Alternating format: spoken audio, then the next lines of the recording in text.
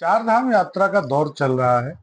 चार धाम यात्रियों के उत्साह को देखते हुए अमर उजाला ने एक मुहिम चलाया कि चार धाम यात्रा पहले कैसे होती थी, चार धाम यात्रा का स्वरूप कैसे धीरे धीरे बदला और मौजूदा समय में चार धाम यात्रा का जो परिदृश्य है, वह क्या है।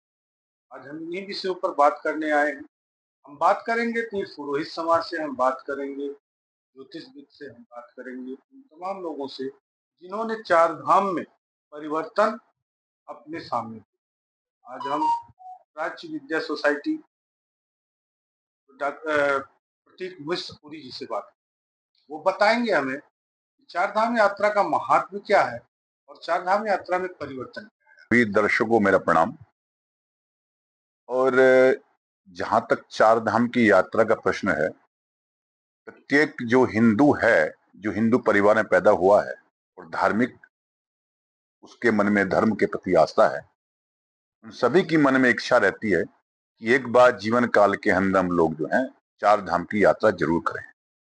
ये धर्म अर्थ काम मोक्ष, चार जो पुरुषार्थ जीवन के अंदर, ये चारों के साथ में जो लास्ट का जो हमारा मोक्ष का है, इन चारों धाम की यात्रा से हमारे को मोक्ष के प्रति जो एक हमारी अभिलाषा होती है कि हम जीवन के अंदर पुनरावृत्ति ना करें, वो कहीं ना कहीं इस बात को छोड़ती है और जोड़ती है कि हम लोग जो हैं मोक्ष की ओर अग्रसर हों। और इन चारों धाम की यात्रा का मुख्य महत्व यही है कि हम लोग जो है मोक्ष मार्गी बने, क्योंकि धर्म का तो प्रचलन हमेशा साथ में चलता रहता है, अर्थ और कामनाएं जो है हमारे साथ जीवन चलती हैं।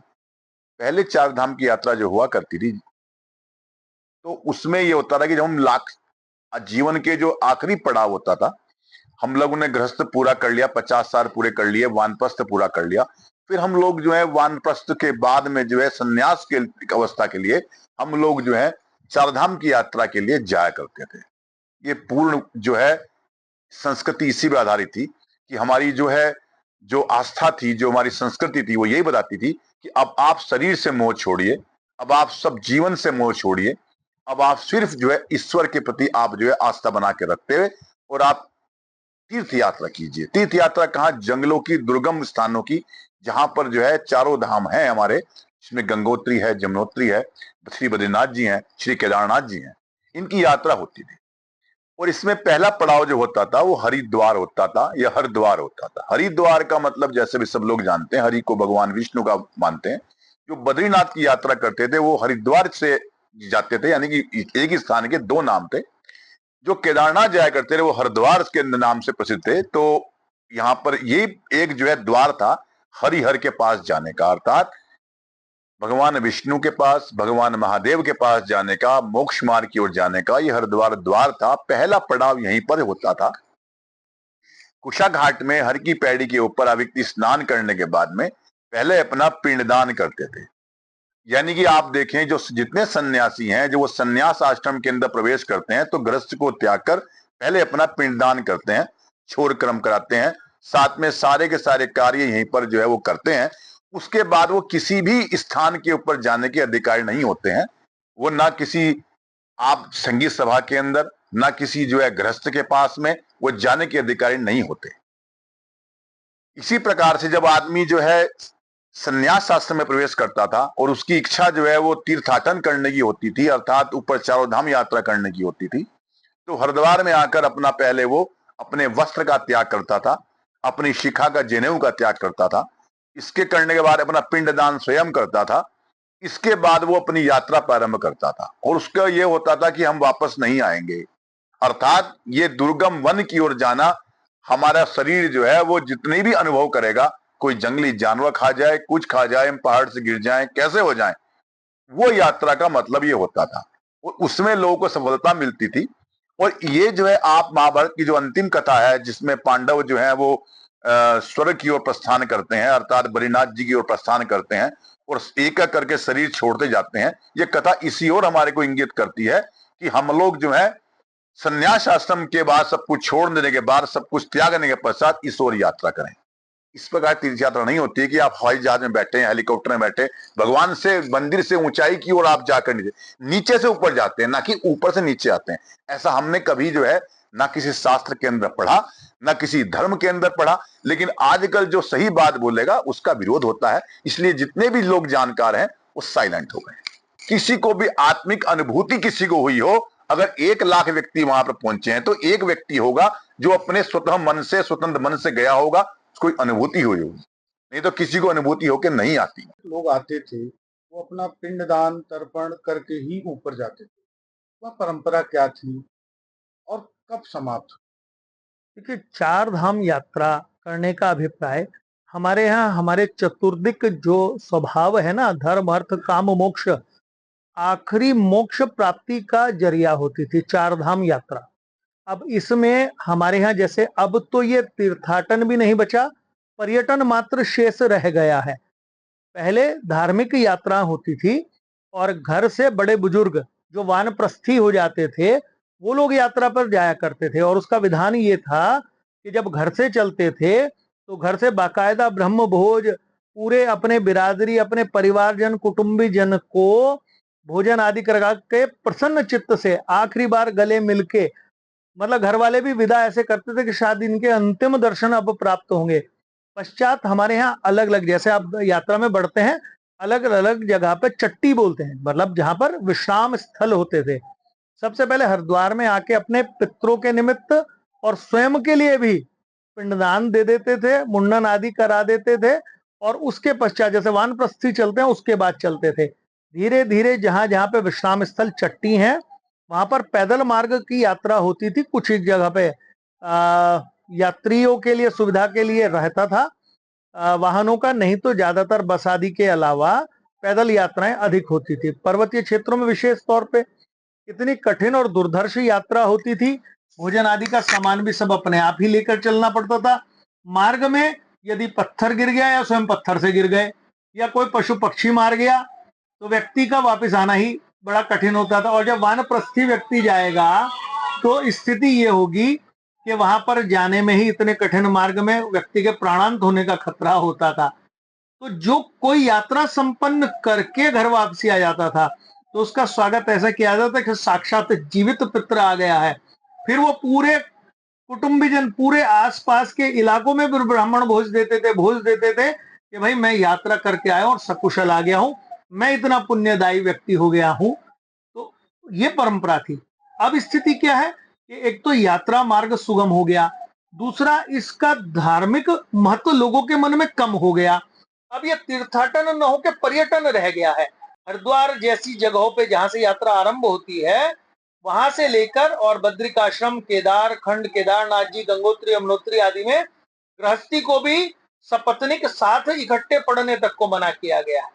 तो ऐसे जगह पर जब ऐसा कोई कार्य करते तो उसका पाप लगता है। हमने आपदा देखी, वो इसी का परिणाम था।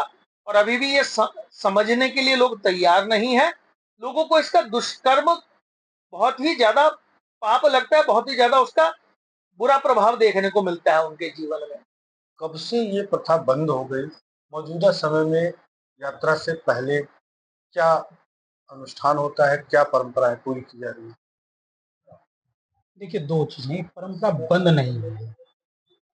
हाँ, जो लोग गांवों के परिवेश से, उस अपनी पुरातन संस्कृति, उसके परिवेश से बाहर आ गए, जो आधुनिकता में जीना चाह रहे हैं, जिन लोगों को तीर्थ का महत्व नहीं पता, वो लोग ही इन परंपराओं में इन्वॉल्व नहीं हो रहे हैं। अर्थात पहले जो भी लोग, केवल तीर्थ यात्रा ही होती थी, पर्यटन नहीं होता था, उसलिए लोग आते थे, बड़ी मुश्किल होते थे, बहुत ऐसी यात्रा होती थी उन्हें लगता था कि हम वापस नहीं आएंगे, और संसाधनों की भी कमी थी। बहुत ज़्यादा रास्ते भी इस प्रकार के थे कि कब कहाँ से क्या किसको नुकसान हो जाए, कब पहाड़ गिर जाए, छोटी छोटी पगडंडियाँ से गुजरते हुए होकर जाना पड़ता था। वो लोग अब एक अवस्था के बाद, जब वानप्रस्थ अवस्था आती है, उस समय वो लोग यहाँ पर ये करते हुए अपने गंगा के तट पर आते थे, गंगा जी की पूजा करते थे, प्रार्थना करते थे और अपने पितरों के निमित्त तर्पण करते थे। उन्हीं में से कुछ लोग, जिन्हें लगता था कि उनके बाद कोई लोग इस प्रकार हमारे पितरों को जल नहीं दे पाएंगे, हमारा भी कर्म ठीक प्रकार से नहीं हो पाएगा, और अवस्था अधिक होती थी तो वो लोग अपना स्वयं का पिंडदान इत्यादि करवाकर चले जाते थे उस यात्रा पर। कुछ लोग संन्यास मार्ग में भी, संन्यास अध्यात्म की खोज में सन्यासी हो जाते थे, वैरागी हो जाते थे। आज भी बहुत सारे लोग, राजस्थान के दूरस्थ इलाकों से भी आने वाले लोग, और वो शहरी लोग भी जो राजस्थान से उठकर गुजरात, महाराष्ट्र और बंगाल में चले गए, वो मारवाड़ी लोग, वो महेश्वरी लोग हरिद्वार आते हैं, अपने पुरोहित से संपर्क करते हैं, गंगा जी पर पूजा अर्चना करते हैं, और अपने पितरों के निमित्त यहाँ भी तर्पण करते हैं, फिर वहां भी तर्पण करते हैं। जिनके पिता जीवित नहीं है वो यहाँ भी एक पूरी प्रकार से श्राद्ध इत्यादि करने के बाद, और फिर वहां से आने के बाद बद्री भोज अर्थात कई सौ ब्राह्मणों को भोजन कराना, उनको दान दक्षिणा देनी, जोड़ी सहित भोजन कराना, ये परंपरा आज भी अधिकांश महेश्वरी समुदाय में है, जो कि भले ही शहरों में बच गई। लेकिन जो आज अन्य जातियों के लोग हैं वो केवल और केवल तीर्थाटन में हास्य बनाते हुए उसको पर्यटन में इन्वॉल्व करके इस प्रकार आ रहे हैं कि वो तीर्थ की महत्ता नहीं समझते। जैसा कि शब्द आता है, अन्य क्षेत्रे कृतं पापम तीर्थ क्षेत्रे विनश्यति, तीर्थ क्षेत्रे कृतं पापम वज्रमापे लिप्यति। आपने कहीं भी कोई कृत्य किया हो, जाने अनजाने कोई पाप हो गया हो, तीर्थ पर, धाम पर कदम रखने मात्र से वो नष्ट हो जाता है।